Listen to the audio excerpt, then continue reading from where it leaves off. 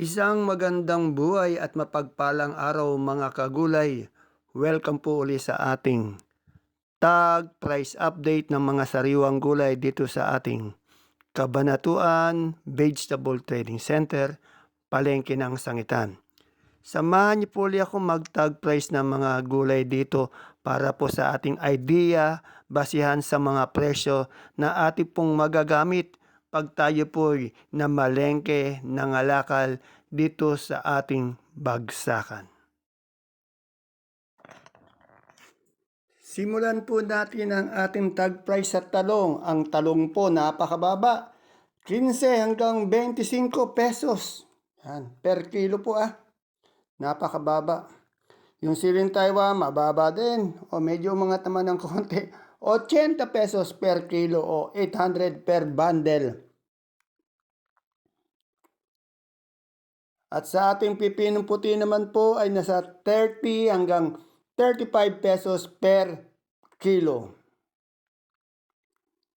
At ang ating kamatis, ganun pa rin po, walang pagbabago. Nasa 12 hanggang 15 pesos per kilo. Napakadaming kamatis sa baksakan mga kagulay. At ang ating siling panigang, bumaba din yan. Nasa 22, may 25 per kilo po. Marami talagang gulay, hindi lang, ito, okra.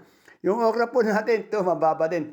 10 hanggang 15 pesos per kilo. Biro nyo yan, 10 hanggang 15. Laki ng binaba. Yung ampalaya naman po, nasa 60 hanggang 70 pesos per kilo. Bumaba din. Dati 90, 100 eh. At yung atin naman pong talong. Ayan, itong upo. Itong upo po natin yan, meron 12, 15, 20 pesos per kilo. Bihira lang yung 20 rin eh. Minsan, 15, 18, o 150, 180 per bundle. Yung ating Sophia naman po ay nasa 30 hanggang 35 pesos po per kilo. Kaganda ng Sophia. And of course, sa ating kalamansi po, medyo to angat to. Yung maganda po, 2.1 hanggang 2.2. Isang buriki, red bag o 30 kilos po. Ayan ang medyo angat na lang sa ating bagsakang kalamansi. At yung atin naman pong, tawag dito, papaya, 20 pesos po per kilo. At yung ating mustasa po ay nasa 20, 25 per kilo. At yung ating sitaw, yan. Pirmis po siya, nasa 130 po siya. Isang big piece o isang bundle, isang ganun, no? Yan, yung isang ganyan, yan mismo. Sunod dyan ay ang ating bonitong ampalaya, nasa 60 pesos po per kilo. Magaganda naman yung bonitong ampalaya. Kaya lang mura pa rin talaga.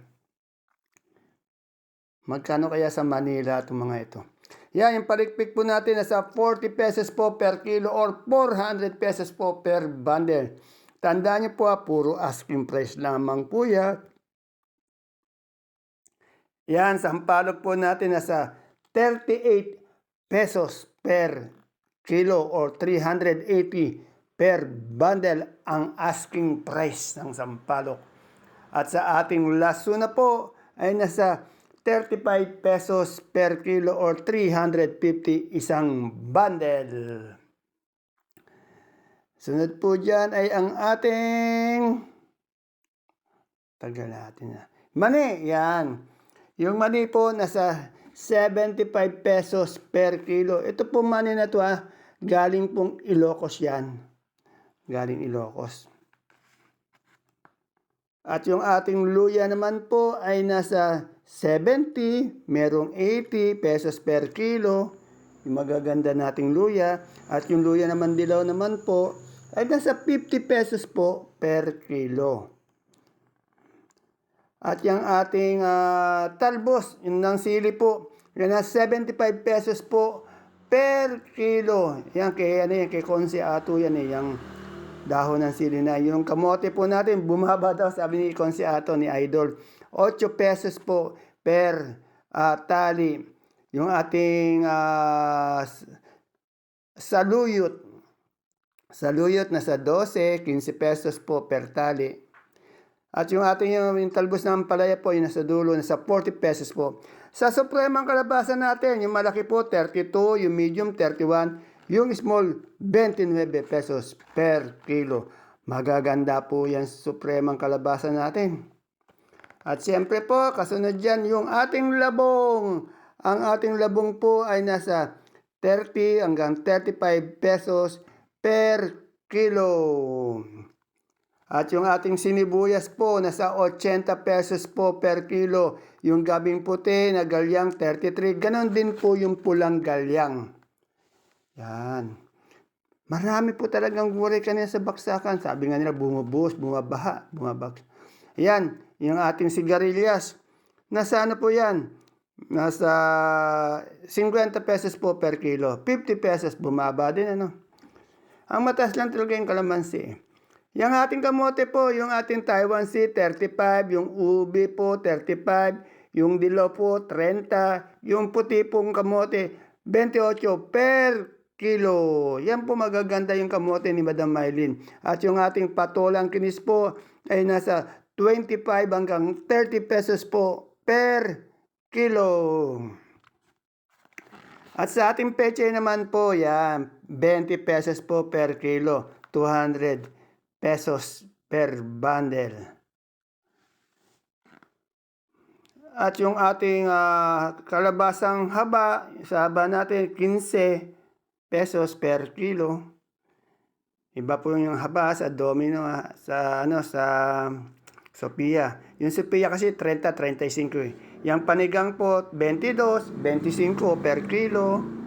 Yan, sa repolyo po natin, nasa 350 per bundle, mga gulay bagyo. 350 per bundle ang ating repolyo at kasunod po niyan ay ang pechay bagyo, 350 pesos per bundle. Yan, nakabalot po para hindi maglagas-lagas yung dahon. At yung atin namang pong carrots, nasa 600 pesos po per bundle. Ganda ng carrots, malinis. At yung sayote po natin ay nasa 250 pesos po per bundle. Medyo bumaba po yung presyo ng ating sayote.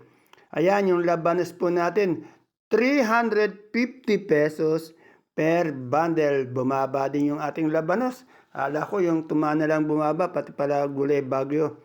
Yung patatas, 600 pesos po yan per bundle, 600 Malalaking patatas yan. Yung marble po, malit ng 400 Sa broccoli po, 70 pesos po per kilo. Magaganda tong broccoli. Siyempre, pag may broccoli, meron ding cauliflower po. Nasa 50 pesos po per kilo. Yan. Sasarap yung mga gulay nito.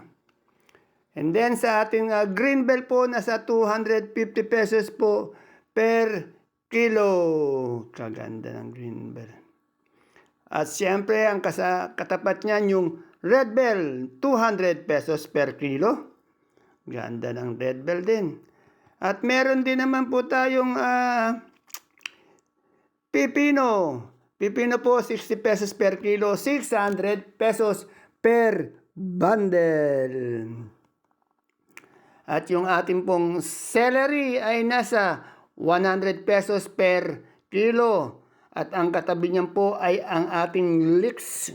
Ang leeks po, 150 pesos per kilo.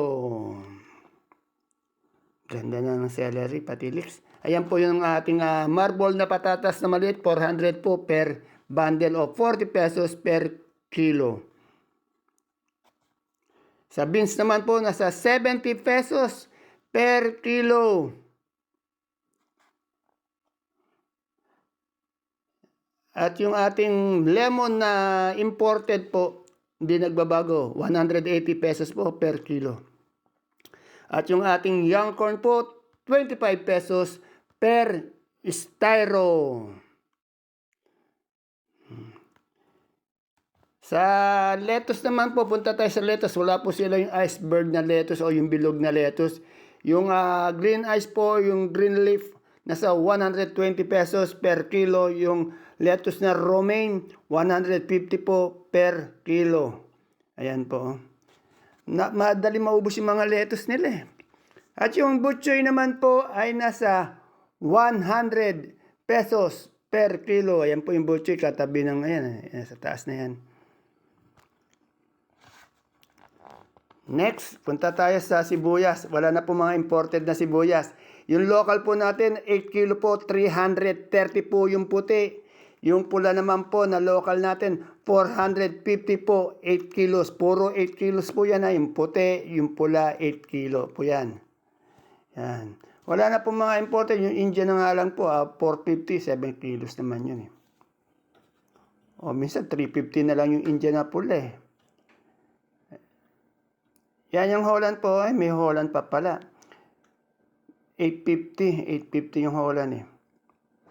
Yan, kung sa ano naman po, bawang na super white, nasa 530 per 5 kilo po yan per bag yan. 5 kilos po yung isang bag na pink bag. At yung atin naman pong kanso, nasa 430 po, 5 kilos po rin yan per bag. At siyempre yung munggo po natin, nasa 2,750 pesos per sack or 25 kilos.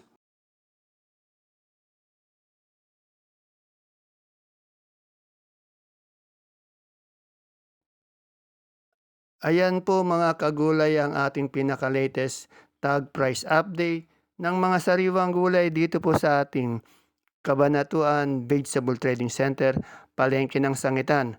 Mapanood nyo po sana ito tuwing umaga bago po tayo mga lakal o mamili dito sa ating baksakan para may magamit po tayong idea basehan sa mga presyo ng mga gulay. See you po again tomorrow sa ating next tag price update. Bye-bye. God bless us all po.